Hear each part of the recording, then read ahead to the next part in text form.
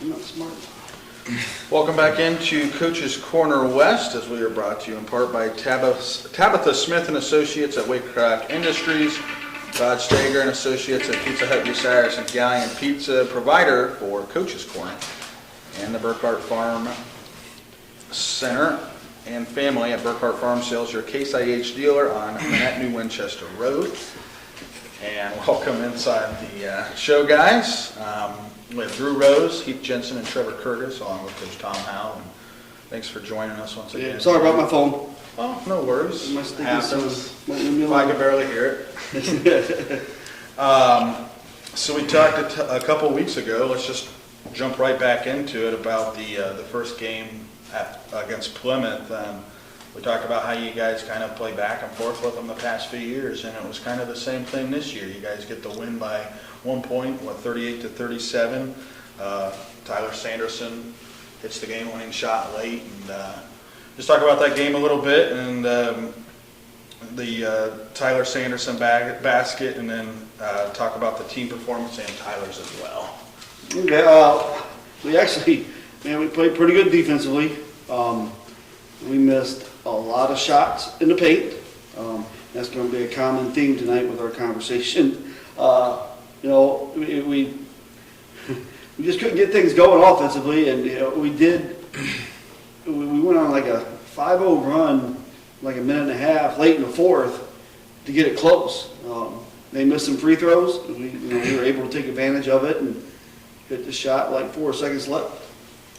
You talk about the defense, and you guys hold Crestline the very next game to 26 points, and you guys win 46-26. Talk about that quick. I mean, that's an early turnaround, very next day, and you go to face a Crestline team who's had winning seasons the past 4 years, and you get that 20-point win, and like I said, you hold them to 26 points as well. Yeah, again, we played pretty well on the defensive side of the ball. We can guard a little bit. Sometimes we have some weaknesses, but we're going to work on those. But overall, our team defense is pretty good. I mean, we do a pretty good job on the boards. I think that has a lot to do with it too, not giving up second chance points. Again, I think we need to work on the other end of the floor a little bit more, get more consistent on the other end. Yeah, just not a lot of shots falling. Jack Phillips, the freshman, had 12 points in that game. I was at the Crawford JV game where you guys went to overtime and won that by a point. I guess just with the experience of the younger guys coming in, and just talk about them. I mean, you have Jack and then Alec and then Dom Dean in there as well. They played a key role in that JV overtime win. Does that kind of get you guys pumped up to see them go in and beat Crawford like that, and then you guys come in obviously on the varsity game and you're with Crawford for about 3.5 quarters? Does that kind of get you guys pumped up? I mean, we're always hyping up the JV. I mean, it doesn't matter who they're playing. It was a very exciting game to watch. Yeah, it was. I think that might be the most exciting JV game I've ever seen. So. And then, like I mentioned at Crawford, you guys are trailing by 6 midway through the third quarter. The momentum kind of turns. You still hold them to 50 points, which Braxton Baker almost had that by himself just this past weekend. So your defense was great. I mean, and then Sostakowski scores 17 points. Sanderson was having kind of a rough night. But what did you kind of see from that mental, physical standpoint matching up against a tough Crawford team?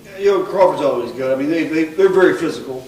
They took a lot of things that we were able to do the 2 games prior offensively. They took them away. We didn't have an answer. Steven played very well offensively. I mean, they had trouble with him. I can go back and look.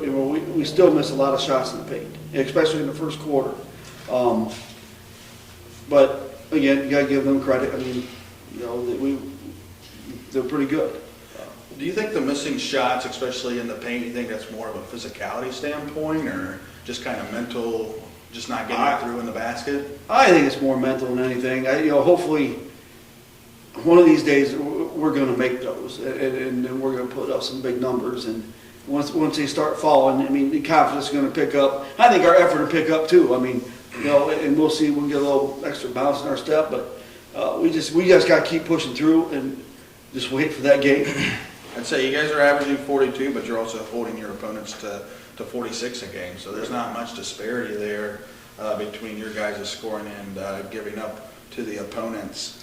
I know this is probably a big key for you as well. You guys from the free throw line are shooting 56%. What do you think about that, Coach? That's not very good. I'm sure you've worked. We got to get back. We got to get back to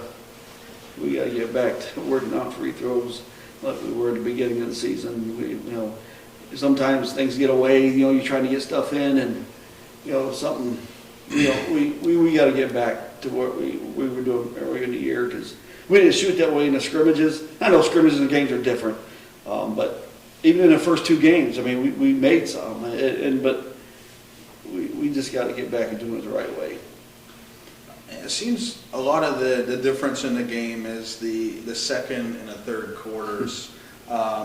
You're in the second quarter, 64-47. You're being outscored. In the third quarter, it's 61-51. What do you think's going on there? I can see. I'm going to go to the third quarter first. I mean, just coming out halftime ready to play. I mean, those first 3 minutes of every half, don't matter if you're winning or losing, coming out, it's important to get that, to set the table and you know, set the tone and, you know, get things going in the right direction. I just think, I think it's more mental than anything. And even in the second quarter, I mean, we just gotta put the ball in the basket. I mean, I think we're just not making shots. After the first couple of games, you guys faced three strong teams, starting with South Central. You had a lead, then it was kind of back and forth.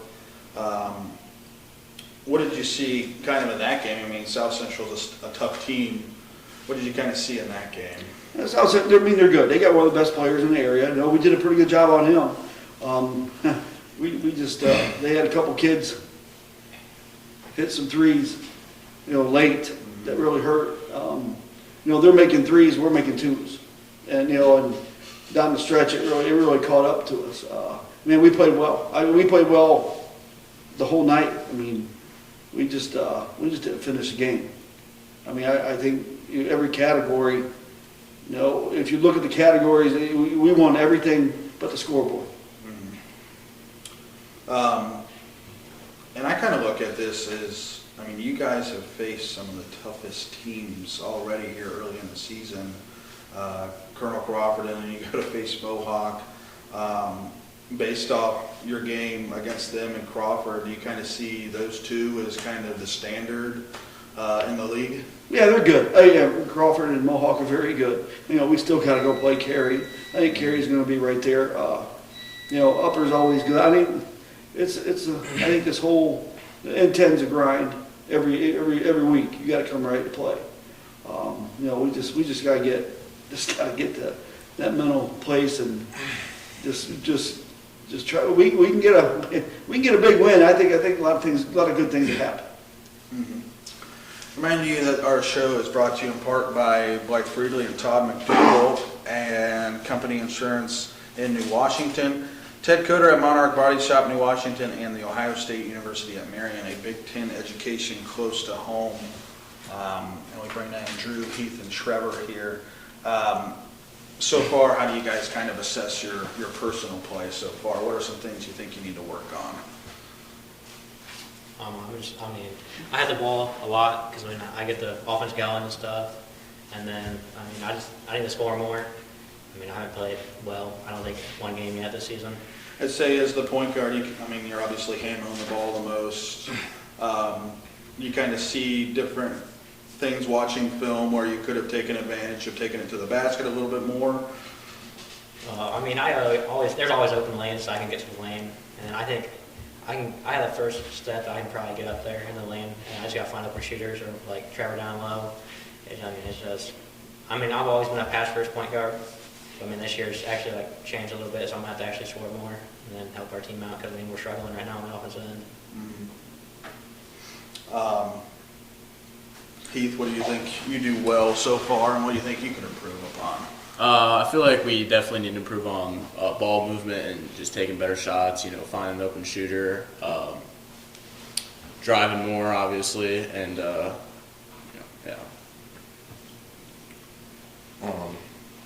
I feel like being like the tallest kid on the team, I just need to be strong when I get the ball.